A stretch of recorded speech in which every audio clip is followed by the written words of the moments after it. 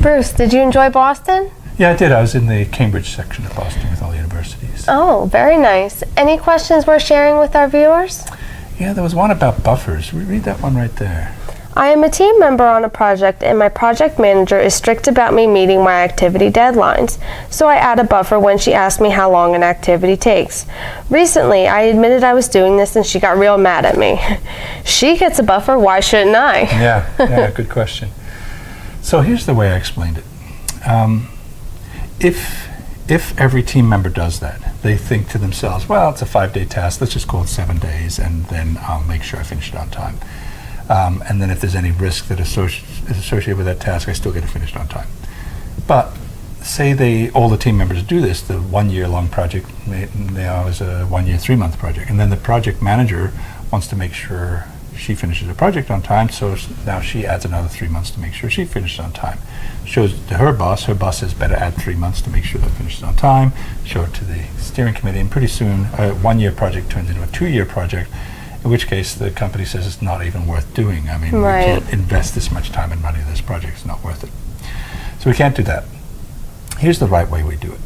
The team member should give their estimates for the duration of that task, and it should be doable but difficult. Like they should feel some pressure getting it done for that amount of time. Right. The project manager takes all those times, but while they're estimating all of those durations, they're also taking into account all the risks associated with those. There's reasons that this may not work, and we try to identify as many risks as possible during the planning phase. So that when the project manager takes all of those risks into account, some are highly likely, some of them are not very likely, kind of rolls it all up together and says, you know what, management, we probably need a 2-month buffer on this project. Because some of these risks are going to hit, some are not, and some have high impact, some have low impact. Together, I think 2 months should do it. So that has a name, it's called a contingency reserve. Now, then the project is presented to management like that, with a 1-year duration plus a 2-month contingency reserve. Now, management at that point should take that and add their own management reserve, and this is for the unknown unknowns, the risks that weren't identified by the team. And that percentage is anywhere between 10 and 25%, depending upon where you are. If you're doing a construction job where it's all the same stuff day in, day out, maybe a 10% contingency buffer management reserve is enough. But if you're planning the next manned landing on Mars or something, you may want to add a 25% because it's really bleeding edge technology. Right. So we take those two buffers, we add that to the end of the timeline. So we have 1 year plus 2 months plus maybe another 2 months from the management, and now we have a 4-month reserve. This then is being held by the project manager.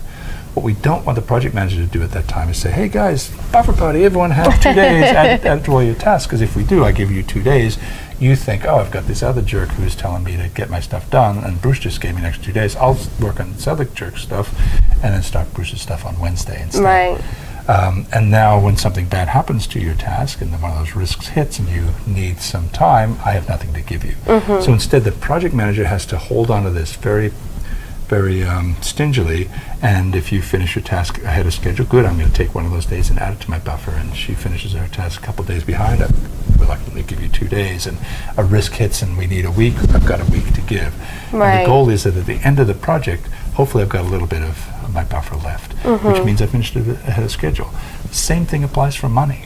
The same thing for money, so we have a buffer in terms of dollars, so a particular task may cost more money than we expected, and we have that taken. Right. So the contingency reserve is for the identified risks. Yeah, the known unknowns. And the management buffer is for the unidentified risks. The unknown unknowns, exactly. Yeah, and the known knowns are the tasks. All right.